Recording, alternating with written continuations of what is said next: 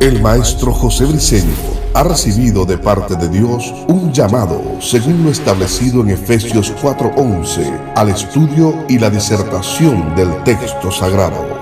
Por más de 4 décadas le ha dedicado su vida ininterrumpidamente a la investigación y la enseñanza bíblica. Prepárate para escuchar un nuevo mensaje en forma exegética, polifacética y sistemática del texto sagrado, por el doctor José Briceño, maestro de la palabra de Dios, en su programa Palabra de Iluminación. Bendiciones, de nuevo el maestro José Briceño, transmitiendo verdades del reino, verdad verdadera, la verdad absoluta, contento, gozoso, que se está cumpliendo en mí lo que está escrito en el texto sagrado. El gozo del Señor es nuestra fortaleza. El gozo, el vivir en gozo por haber recibido respuesta de unas oraciones que se hicieron en fe. Dice que ese gozo nos hace fuerte para seguir teniendo fe, para seguir entrando en el terreno de la paz, del reposar de Dios, del cuidado de Dios, y seguir recibiendo respuestas a las oraciones producto de la presencia del Espíritu, y seguir teniendo gozo, y nos sigue fortaleciendo. Es un ciclo que no se debe detener. Gracias al Señor, gracias a mi Padre eterno, por responder nuestras oraciones que tantos hicieron por el maestro Briceño. Desde el estado de Texas, la hermosa ciudad de Dallas, transmite el maestro Briceño, pasando fronteras para un mundo, llegando muy lejos, gracias al Señor. Este es nuestro segundo estudio acerca de esa pregunta que muchos se han hecho. ¿Hay vida después de esta vida? Hasta películas se han hecho acerca de la vida en el más allá. Bueno, di una introducción, dimos un desarrollo, ya expusimos qué es la muerte, cómo se da el fenómeno de la muerte, cómo se produce la muerte física en el ser del hombre. Lo explicamos en nuestro primer estudio. Quedó muy claro. No es lo que a nosotros nos dijeron. Que el alma que pecare morirá. ¿Sabes? Haciendo referencia que es el alma de los hombres el que muere. Y que el espíritu vuelve a Dios que lo dio. Eso lo expliqué muy claro. Eso de que al polvo, el polvo vuelve a la tierra, refiriéndose al cuerpo, que cuando muere tiene que ir a la tierra. Eso es una verdad, porque de ahí salimos. Y dice, y el espíritu vuelve a Dios que lo dio. Entonces la gente tiene una mentalidad de que, tú sabes, el espíritu está ahí arriba, Dios tiene un depósito de espíritu, porque el verdadero ser del hombre es el alma, es lo que muere. Eso no es bíblico, eso es un error teológico, garrafal, que como maestro lo que me da es náusea, esas interpretaciones que le dan al texto sagrado. Cuando usted ve Ezequiel, capítulo 18, verso 20, que dice que el alma que pecare morirá, esa expresioncita es el 20% del contenido del texto, 20 de Ezequiel 18. Lo descontextualizaron, lo distorsionaron, lo desfasaron, lo hicieron un desastre. Propios carniceros dentro de un quirófano. ¿Por qué digo esto? Porque alguien dijo que entregarle un púlpito o un micrófono a una persona que teológicamente no esté preparada y capacitada para exponer las liturgias de las verdades del reino eterno, pues es como entregarle un quirófano a un carnicero. ¿Qué hace un carnicero en un quirófano? Deshuesa, despedaza, destruye, acaba, de macheta. Hace eso, hace desastre. Machetea, hace desastre. Bueno, ellos le darán cuenta al Señor. Esta es nuestra segunda parte. Maestro, entendí la primera. El hombre es un espíritu, tiene un alma y vive en un cuerpo.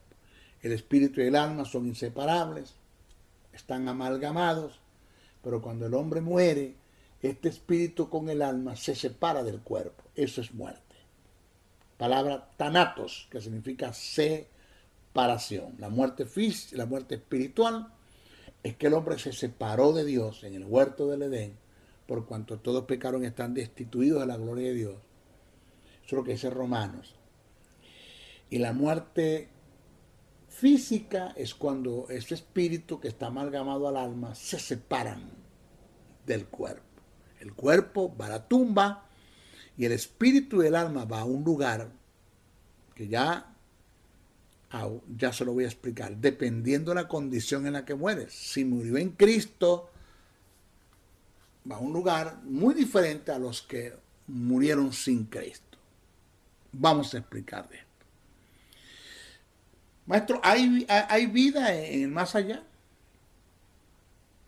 ¿Hay vida después de la muerte? ¿Cómo? No, esto es como paradójico, ¿verdad?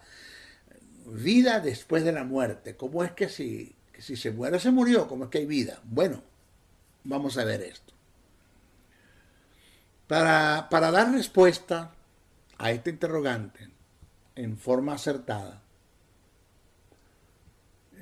debo hacer un análisis muy detenidamente, preciso, conciso, acerca del destino de los que mueren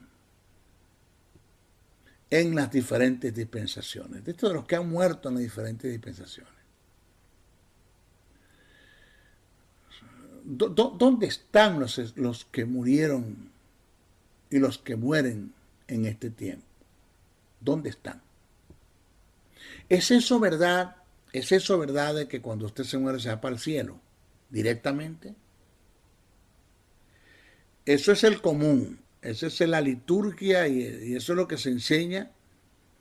La mayoría de nuestros ministerios, cuando están al frente, al frente o al lado del féretro, del ataúd o en el cementerio, o está dando sus liturgias fúnebres, bueno, lo primero que dicen es: el hermano Juan de los Palotes ha muerto y está ante la presencia de Dios, ya está disfrutando ya en el cielo.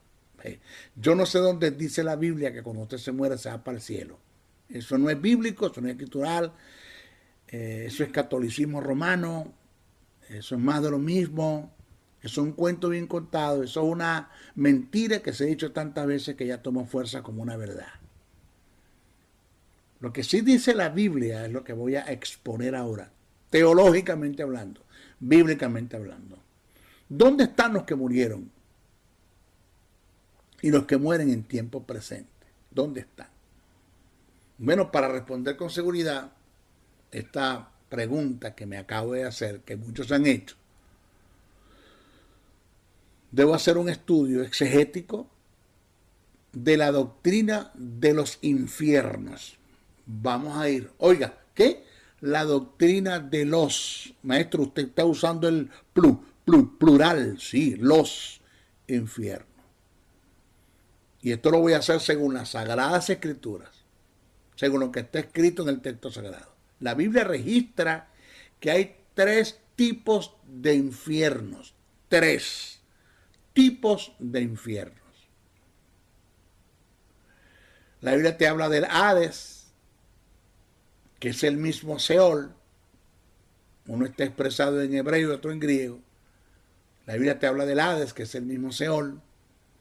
Según Apocalipsis, capítulo 20, versos 11 al 15. La Biblia te habla del Tártarus. Tártarus. ¿Qué es eso, maestro? Es donde están los ángeles caídos,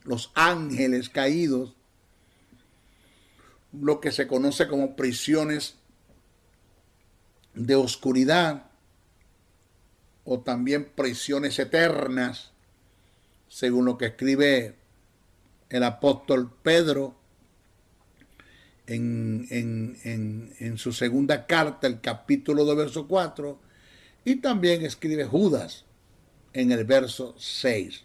Un solo capítulo tiene Judas en el verso 6. Tienes el Tártaro. Lo que pasa es que cuando hicieron la traducción,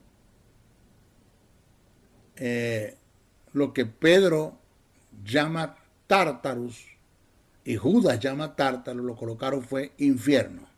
Punto. Pero ve al griego, etimológicamente aparece el término Tártaro, que es donde están los ángeles caídos, los que se conoce como prisiones de oscuridad o prisiones eternas. Y tienes el tercero, que es el lago de fuego, que es el llamado Gehenna, el Geinón, el valle del Hinón, que este es el lugar y destino final de los condenados, de los que van a ser juzgados, de los que están en el Hades o el Seol, de los que están en el Tártaro, y según si son, a su veredicto es culpable, van a ser condenados y la pena va a ser el lago de fuego.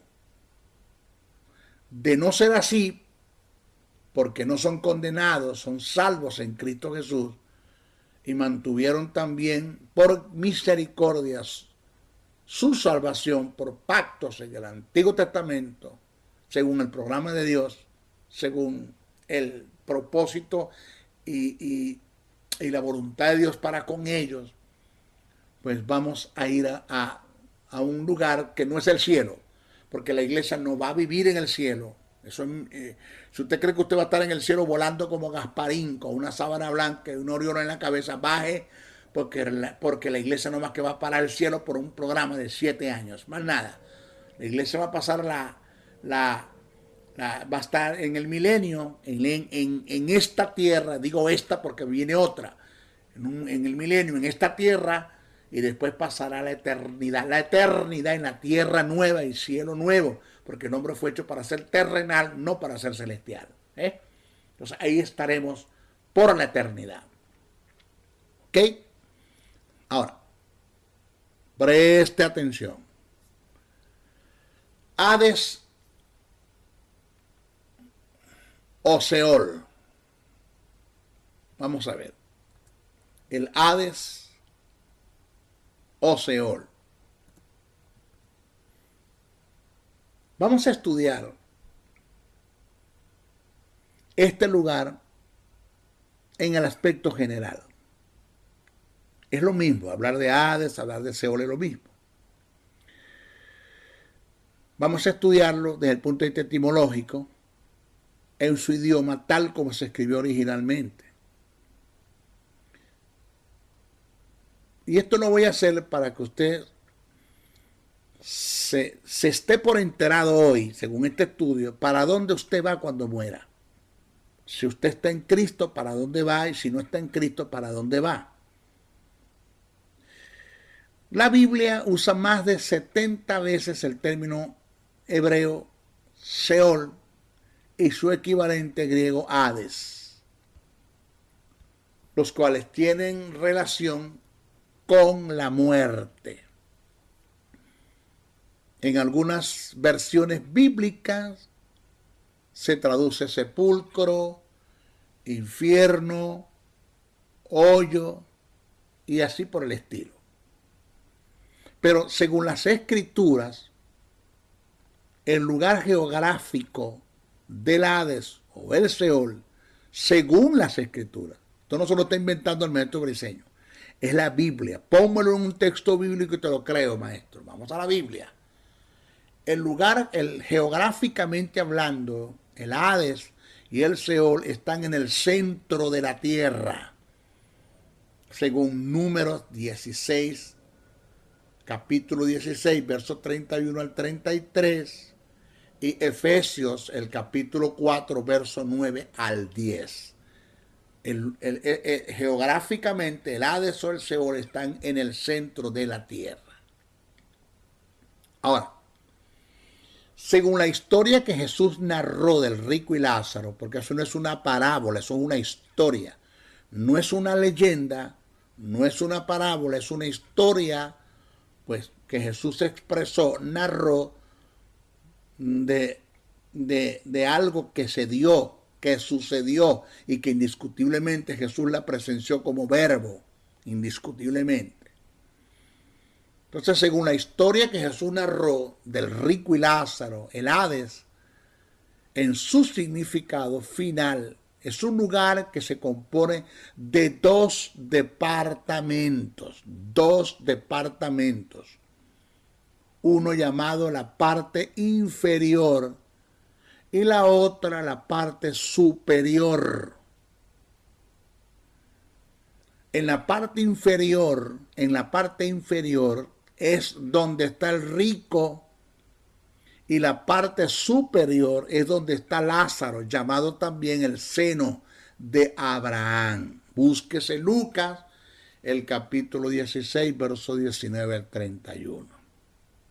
Ahora, debemos aclarar que cuando se produce la muerte en el ser humano, tanatos, separación, se separa el espíritu y el alma que están amalgamados, se separan del cuerpo. Esa es la muerte. El lugar y el destino temporal, porque esto no es un destino eterno, no, el destino temporal del espíritu con el alma que se separó del cuerpo es el Hades, igual llamado el Seol. Sea que haya muerto en Cristo o sea que murieron sin Cristo, van a el Hades. Pero acuérdense que hay dos departamentos, la parte superior y la parte inferior.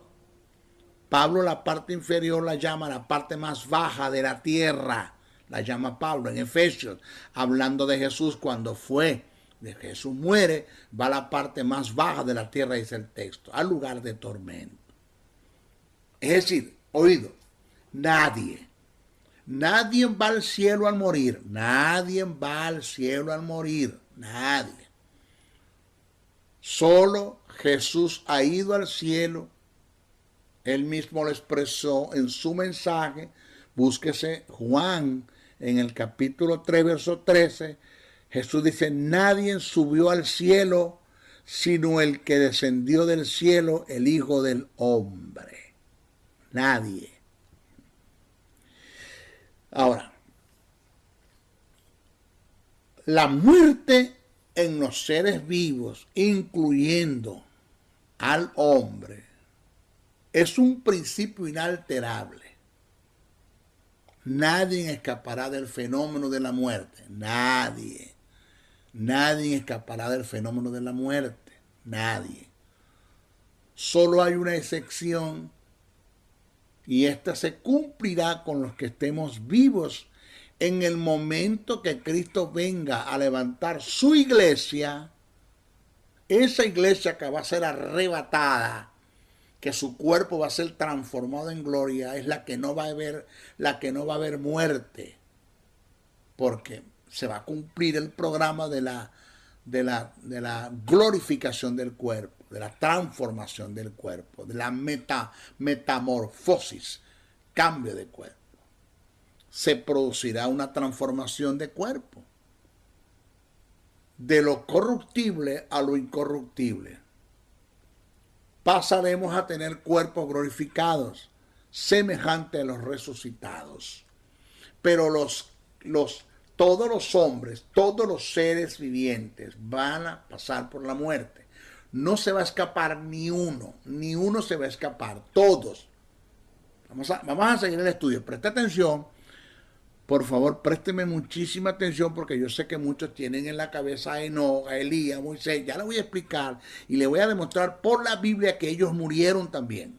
Lo que pasa es que la gente no estudia las escrituras, lo que hace es que lee Biblia y en el peor de los casos lo que no leen repiten lo que otros dijeron. El texto dice así, Hebreos 9:27. Dice, y de la manera que está establecido. Establecido es un decreto.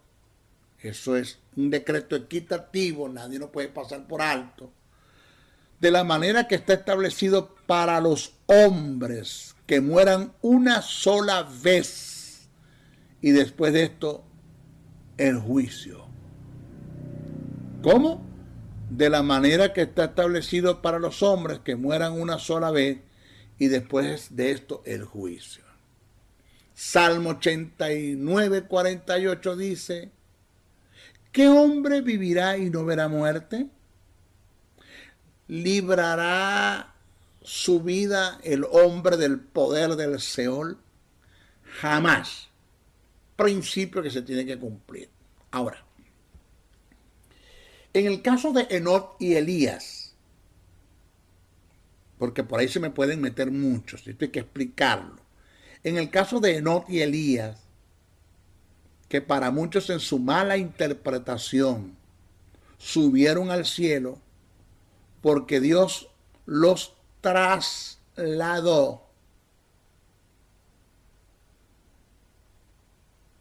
en vida, esa es la interpretación que muchos le han dado, es totalmente falso.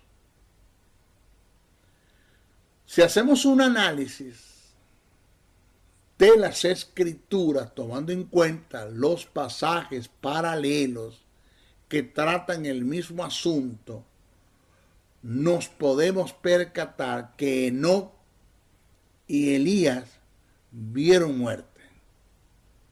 ¿Cómo, maestro? Eso está en la Biblia. Que usted lea Biblia y no estudie, ya eso es problema suyo. Pero eso está en la Biblia. Maestro. Vamos a analizar el pasaje. Vamos a leer Génesis, el capítulo 5, verso 21 al 24. Y después vamos a leer Hebreos, el capítulo 11, verso 1 al 14. Pero téngame paciencia, porque hay que leer. Vamos a ver, Génesis 5, 21, 24. Dice, cito, vivió Enoc 65 años y engendró a Matusalén. Y caminó Enoc con Dios. Después que engendró a Matusalén, 300 años. Y engendró hijos e hijas. Y fueron todos los días de Enoc 375 años. Caminó pues Enoc con Dios y desapareció porque le llevó Dios. Y desapareció porque le llevó Dios. Génesis, capítulo 5, verso 21 al 24. Vamos al Hebreo. Esto, sígame. Hebreo 11, verso 1 al 14. Dice, hay que leer desde el principio porque hay que enlazar el pensamiento del que escribe los Hebreos. Dice, cito, es pues la fe la certeza de lo que se espera, la convicción de lo que no se ve, porque por ella alcanzaron buen testimonio los antiguos. Por la fe entendemos haber sido constituido el universo por la palabra de Dios, de modo que lo que se ve fue hecho de lo que no se veía. Por la fe vamos a hacer cuenta y vamos a hacer cuenta, o sea, contar y a tomar en cuenta los personajes que vamos a nombrar, que tienen relación con la fe, que tuvieron fe. Por la fe Abel, aquí está el primero, ofreció a Dios más excelente sacrificio que Caín, por lo cual alcanzando testimonio de que era justo, dando Dios testimonio de sus ofrendas, y muertos aún hablan por ella. Por la fe Enoc, segundo personaje, primero me nombra a Abel, después a Enoc, fue traspuesto para no ver muerte. Pero ¿qué significa el texto no ver muerte? Vamos a seguir leyendo. No quiere decir que no murió. Vamos a seguir leyendo. Por la fe Enoc fue traspuesto para no ver muerte y no fue hallado porque lo traspuso Dios. Y antes que fuese traspuesto, tuvo testimonio de haber agradado a Dios. Pero sin fe es imposible agradar a Dios, porque es necesario que el que se acerque a Dios crea que le hay y que es galardonador de los que le buscan. Por la fe Noé, tercer personaje, cuando fue advertido por Dios acerca de cosas que aún no se veían, con temor preparó el arca en que su casa se salvase, y por esa fe condenó al mundo y fue hecho heredero de la justicia que viene por la fe.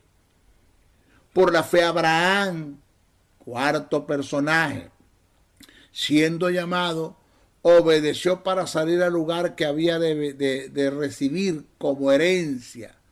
Salió sin saber a dónde iba. Por la fe habitó como extranjero en la tierra prometida, como en tierra ajena, morando en tiendas con Isaac, Jacob, coheredero de la misma promesa, porque esperaban la ciudad que tiene fundamento, cuyo arquitecto y constructor es Dios. Por la fe también la misma Sara, quinto personaje, siendo estéril, recibió fuerzas para concebir y dio a luz, aun fuera del tiempo de la edad, porque creyó que era fiel quien lo había prometido. Por lo cual también de uno, y ese ya casi muerto, salieron como las estrellas del cielo en multitud y como las arenas innumerables que están a la orilla del mar. Oído. Verso 13. Conforme a la fe murieron todos estos. Observe el término todos, plural, estos, plural.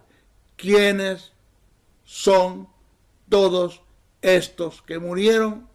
Los nombrados arriba: Abel, Enoc, Abraham, Sara, todos los que se nombraron, Noé, todos los que se nombraron. Dice el que escribe que conforme a la fe murieron todos estos, sin haber recibido lo prometido, sino mirándolo de lejos y creyéndolo y saludándolo, confesando que eran extranjeros y peregrinos sobre la tierra.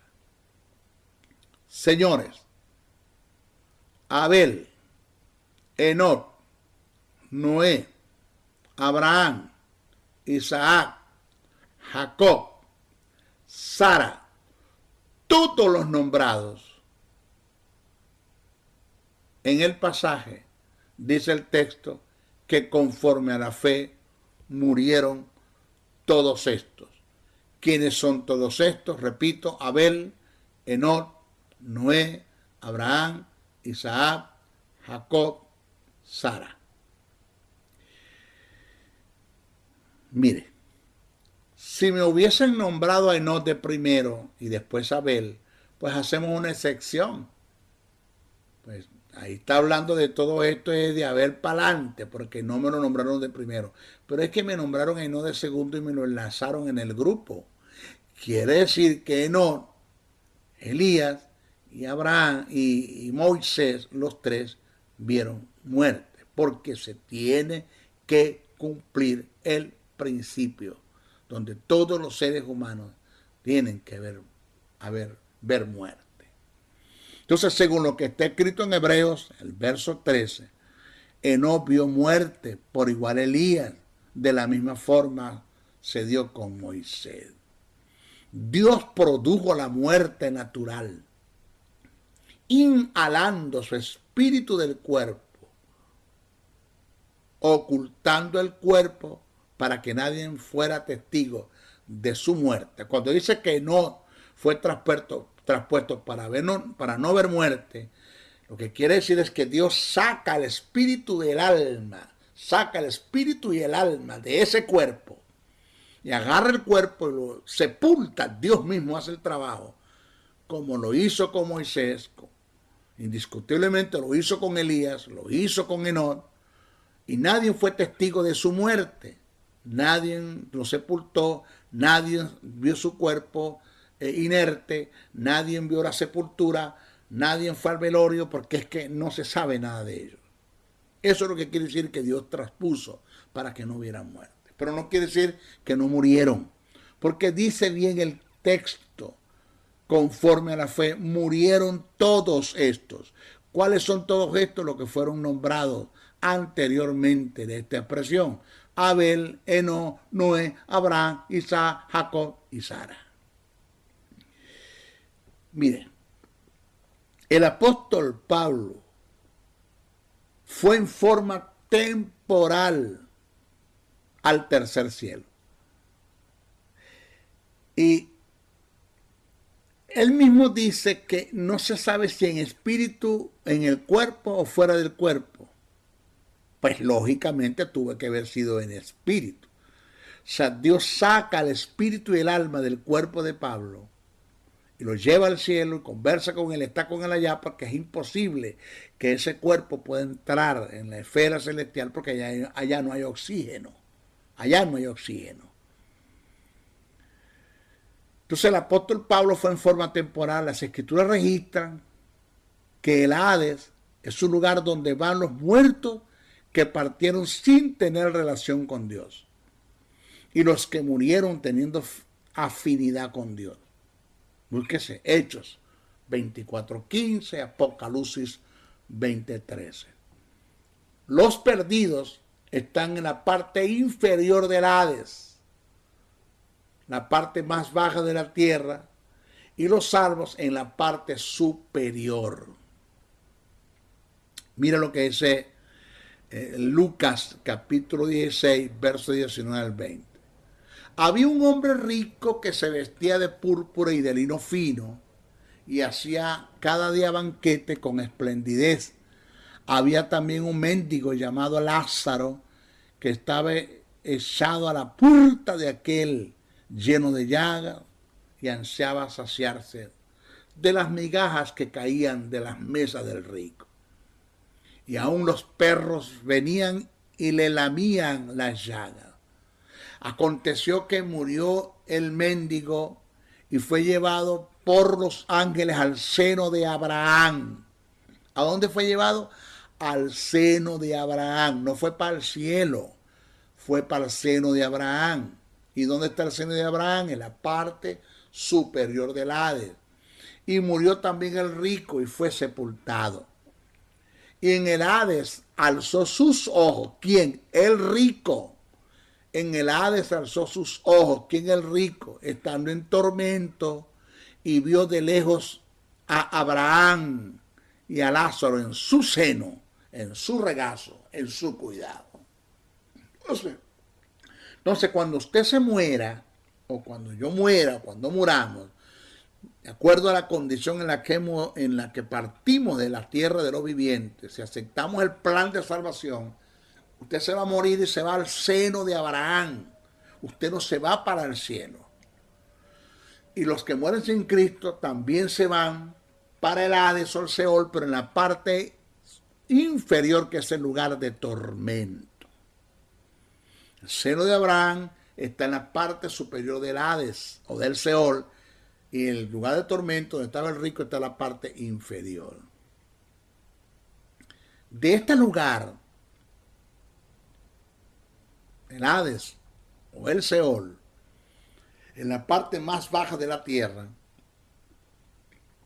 hizo referencia al apóstol Pablo cuando él trata el tema de la muerte de Cristo. quien murió en una condición de pecado por causa de que Dios lo hizo pecado, no porque Cristo haya pecado, porque no se halló pecado en él. Dios lo hizo pecado. Por esa causa, por esa condición, Jesús fue a la parte más baja de la tierra. Esto es la parte inferior del Hades, es decir, el lugar de tormento. El texto, Efesios, el capítulo 4, verso 9 al 10, dice así, cito: y eso que subió, ¿qué sino que también había descendido primero a la parte más baja de la tierra? Dice la parte más baja. Si hay una parte más baja es porque hay una parte baja. A la parte más baja de la tierra, el que descendió es el mismo que también subió por encima de todos los cielos para llenarlo todo. Ahora, óigase bien. El caso registrado en el Evangelio de Lucas, en el capítulo 23, verso 43, que fue el acontecimiento que se dio en la cruz cuando Jesús le dijo al ladrón: de cierto te digo, hoy estarás conmigo en el paraíso. Da a entender a primera vista, cuando tú lo lees, que al morir Jesús y el ladrón se trasladaron al paraíso al instante. Tú lo lees así, por encimita. Pero eso no lo registran las Escrituras. Lo que sí dice la Biblia es que al morir Jesús descendió a la parte más baja de la tierra. Entonces, aquí hay una contradicción, maestro. No. El problema está en cómo se escribió en su traducción lo que registra el Evangelio de Lucas. Gramaticalmente colocaron la coma donde no debería ir. De paso, el texto sagrado en koiné, el griego koiné, no tiene coma. Pero cuando hicieron la traducción, colocaron la coma antes del término hoy, cuando debería ir después de dicho término. O sea que una coma mal colocada en una oración distorsiona por completo el sentido de dicha oración. Por ende, no arrojando el significado de lo que se quiso decir. Pero si usted toma la coma y la coloca después del hoy en la oración, el hoy es aplicable a que en este momento te lo estoy diciendo. Y no que hoy estarás conmigo en el paraíso. O sea que la oración debería leerse como sigue. De cierto te digo hoy. O sea, el hoy es aplicable que hoy te lo estoy diciendo, no que hoy vas a estar. Pero colocaron la coma detrás del hoy. Entonces dice así: de cierto te digo, coma, hoy estarás conmigo en el paraíso. Pues claro, la coma mal colocada distorsionó la oración. Entonces, la coma debería ir delante del hoy. Entonces, dice así: de cierto te digo hoy, coma, estarás conmigo en el paraíso. No es que hoy vas a estar, sino que hoy te lo estoy diciendo. Entonces, al leerlo bajo este sentido, la promesa que Jesús le da al ladrón es algo que se dará en el futuro, en la resurrección de los muertos, cuando seamos trasladados al paraíso, al tercer cielo, para que se cumpla el programa de Dios con la iglesia en relación a Cristo. De paso, hay versiones que ni el término hoy aparece. Versiones que ni el término hoy aparece. Versiones que simplemente dice: de cierto te digo, estarás conmigo en el paraíso. Por otra parte, hay una posición teológica que alega que al Jesús resucitar trasladó el seno de Abraham al cielo, llamándose en la actualidad el paraíso. Esto es una posición que pierde fuerza en el campo de la teología, Porque cuando las escrituras dicen que Jesús llevó cautiva la cautividad, no se está refiriendo a dicho traslado. El sentido de lo que el apóstol Pablo quiso decir con estas expresiones, cuando dijo llevó cautivo a la cautividad, es de que Jesús con su muerte y resurrección cautivó lo que tenía cautivo al hombre. Esto es la muerte y el pecado. Jesús, por el cumplimiento de la ley, fue justificado en el espíritu del estado de pecado que Dios había colocado en él, impartiendo Dios la vida, resucitando de los muertos, venciendo la muerte. O sea que todos fenómenos que entraron en el hombre, en el huerto del Edén, que es el pecado de la muerte, fueron vencidos por Jesús en el cumplimiento de la ley, cautivando lo que tenía cautivado al hombre, dándole libertad, impartiendo a todos los que creen en su nombre la justicia y la vida de Dios. A esto es lo que se refiere el pasaje cuando dice que Jesús llevó cautiva la cautividad. Mire, hay que tomar en cuenta que en el seno de Abraham nadie estaba ni está cautivo. Nadie. Mi pregunta es, si al morir vamos al cielo a la presencia de Dios, ¿a quién viene a buscar Cristo en la resurrección de los muertos cuando se dé el programa del arrebatamiento de la iglesia? ¿A quién? Si todos estamos arriba, ¿a quién viene a buscar? La Biblia dice que en la resurrección final, el Hades, que es el mismo Seol, entregará a los muertos. Apocalipsis 20:13. Por igual, en el arrebatamiento de la iglesia, los muertos que están en el programa de la resurrección se levantarán del Hades. Señores, tomen en cuenta esta verdad paralela. El cielo no ha sido habitado todavía, como tampoco el lago de fuego. El lago de fuego, el Gehenna, el Geinón, que es el infierno final, que es la morada para los que van a ser condenados eternamente, no está habitado todavía, igual el cielo. Nadie tiene derecho ni al Hades ni al cielo si no ha sido juzgado, nadie. De paso, le digo una gran verdad. El cielo no es un lugar donde la iglesia pasará la eternidad. Óigase bien, los redimidos por Cristo pasarán la eternidad en la tierra nueva, donde se posará la nueva Jerusalén, y aquí la morada de Dios con los hombres. Búsquese Apocalipsis, capítulo 21, verso 1 a 4. Dice así: vi un cielo nuevo y una tierra nueva, porque el primer cielo y la primera tierra pasaron. Después del milenio, esta tierra va a ser destruida, y el mar ya no existía más. Y yo, Juan, vi la santa ciudad, la nueva Jerusalén, descender del cielo de Dios, dispuesta como una esposa ataviada para su marido. Y oí una gran voz del cielo que decía: he aquí el tabernáculo de Dios con los hombres, y él morará con ellos, y ellos serán su pueblo, y Dios mismo estará con ellos como su Dios.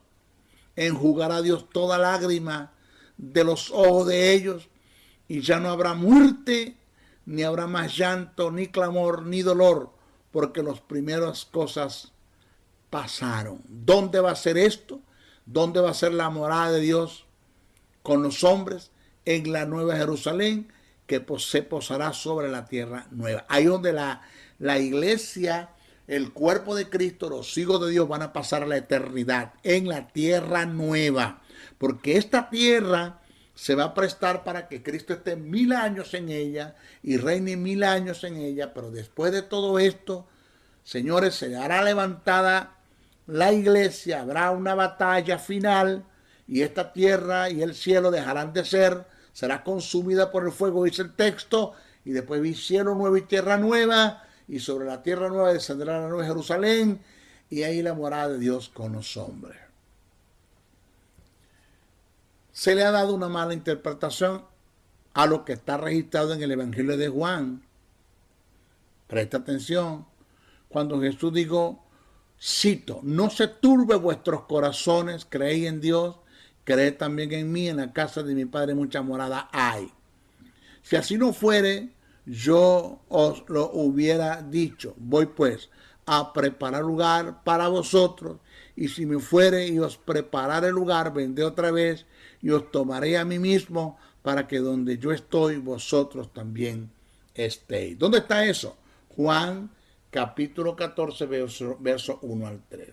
¿Cómo usted interpreta eso? No como yo lo interpreto, porque mi propia interpretación no tiene validez aquí. ¿Qué es lo que Jesús quiso decir?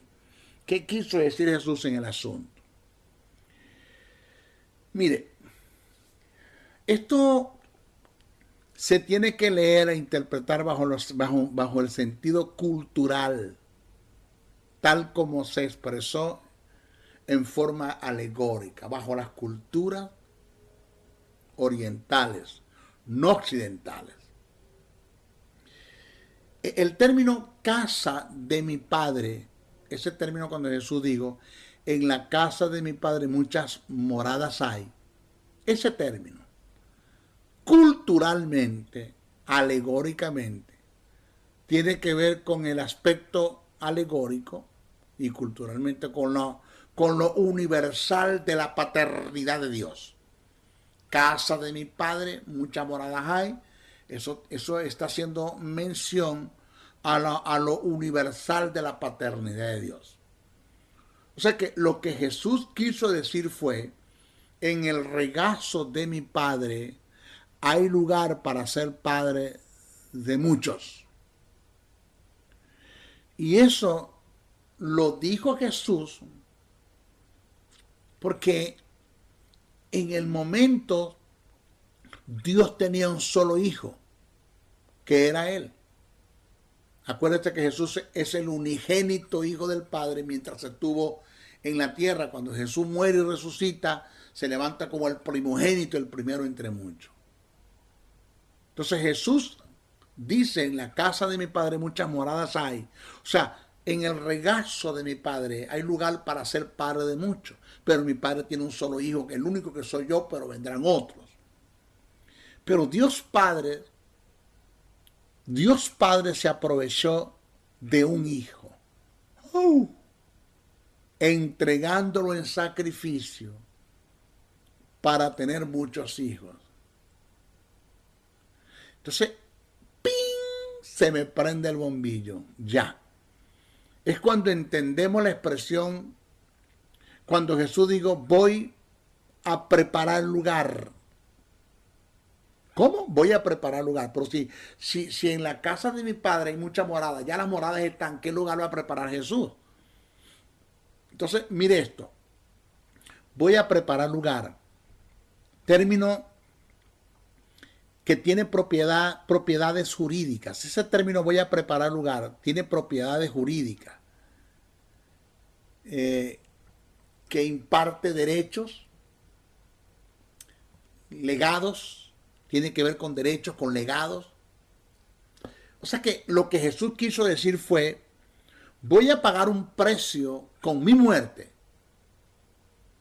y en mi resurrección ustedes pasan a ser hijos de mi Padre y de esta forma ustedes tengan los mismos derechos que yo tengo como hijo y ustedes estén donde yo voy a estar.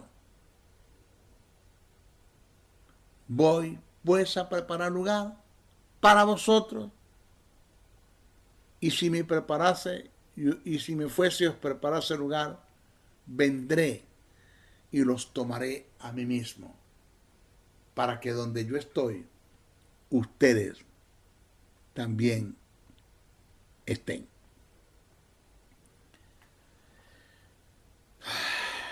Qué bendición. ¿Hay vida después de esta? Sí. Claro que sí. ¿Dónde vamos a pasar la eternidad? En la tierra nueva. En la nueva Jerusalén, la morada de Dios con los hombres. ¿Para dónde va la gente cuando muere? Si mueren en Cristo, para el seno de Abraham, que está en el Hades, en el Seol, en la parte superior. Y si mueren sin Cristo, a la parte inferior, lugar de tormento, donde estaba el rico. Así, de sencillo, de sencillo. Entonces, es la vida que viene mejor que esta, pero por favor,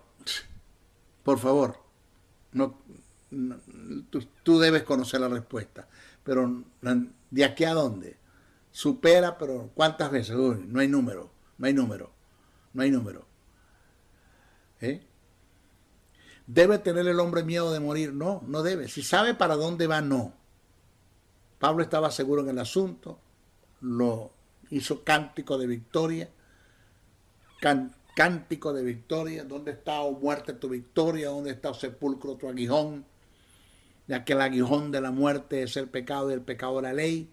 Pero di gracias a Dios por nuestro Señor Jesucristo, que cumpliendo la ley venció el pecado, y venciendo el pecado venció la muerte. O sea, no hay quien nos detenga. Morimos y nos vamos al seno de Abraham. ¿Al cielo vamos? Sí. La iglesia va a estar en el cielo por 7 años en el programa de Dios escatológicamente hablando para ser juzgada, y va a recibir galardones en el tribunal, lo que llaman el Bema de Cristo. La iglesia va a ser juzgada por Jesús para ser galardonada, no para ser condenada. Y en esos 7 años se va a estar dando aquí la gran tribulación aquí en la tierra. Lo cierto del caso, y culmino con esta verdad que le da fuerza a estas 2 horas de enseñanza, es que la vida en el más allá va a ser de pleno conocimiento. Pleno conocimiento. En la historia del rico y Lázaro, el rico sabía cuántos hermanos tenía en la tierra.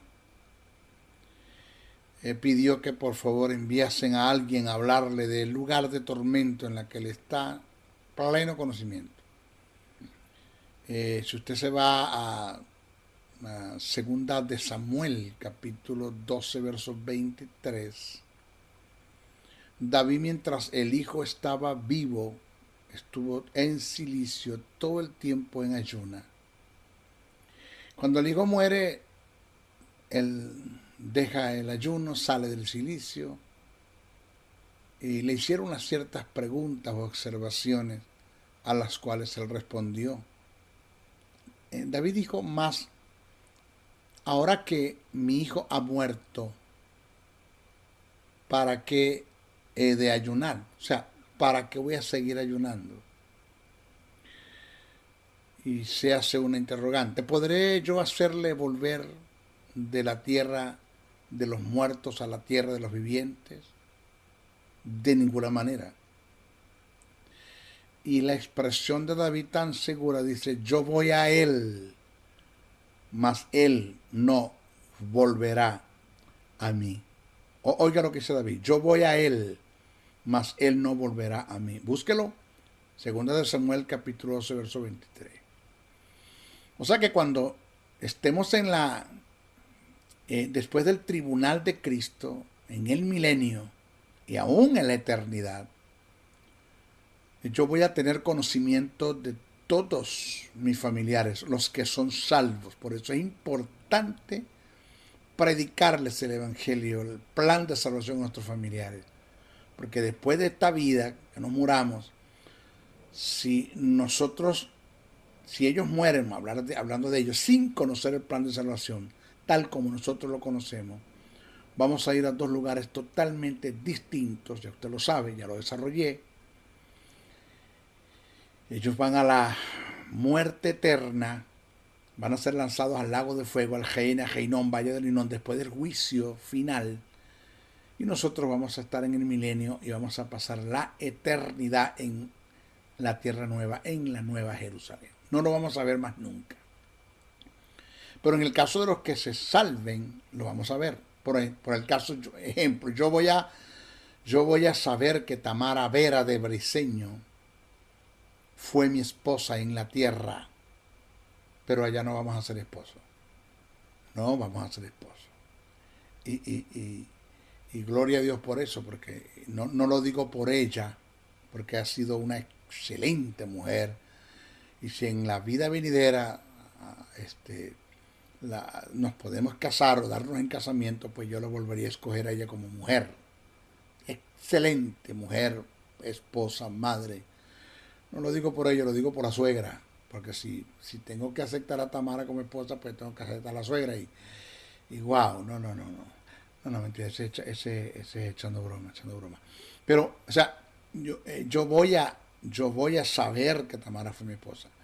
Mis hijos, José Gabriel y María Gabriela, yo voy a saber que ellos fueron mis hijos, pero allá, en la eternidad, no van a ser mis hijos ni yo voy a ser su padre, porque no más que habrá relación, habrá tres tipos de parentesco, ese es el término.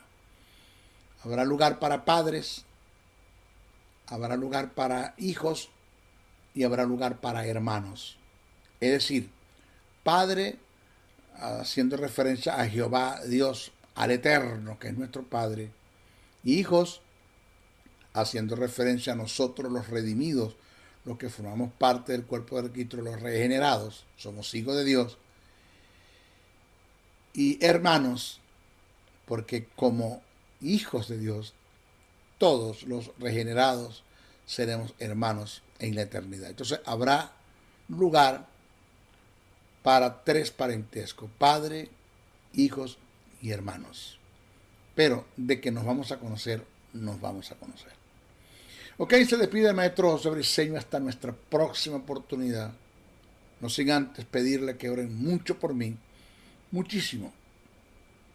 Todo lo que puedan. Cúbranme.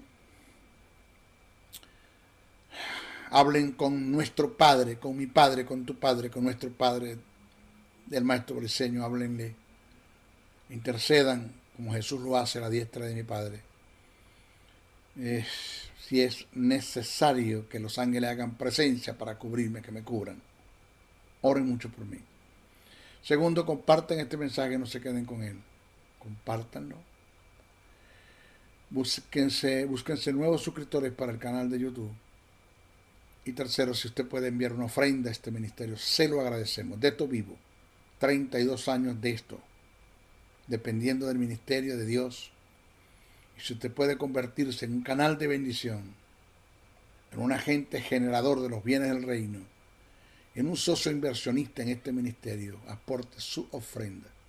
Y si usted está agradecido porque ha aprendido con el maestro Briceño, Pablo dice que seas copartícipe de toda buena obra que el que te instruye en la palabra. Envía tu ofrenda. Te lo agradecemos. ¿Cómo lo hacemos? Ahí está mi correo, José N. 77 Briceno, A77 Briceno con C, José N77 Briceno A77 @gmail.com, o si no, escríbeme a mi número teléfono WhatsApp más 1-786-604-3352 más 1-786-604-3352 y te estaré dando indicaciones, orientando cómo puedes hacer llegar una ofrenda. Hasta nuestra próxima oportunidad. Bendiciones, bendiciones, bendiciones.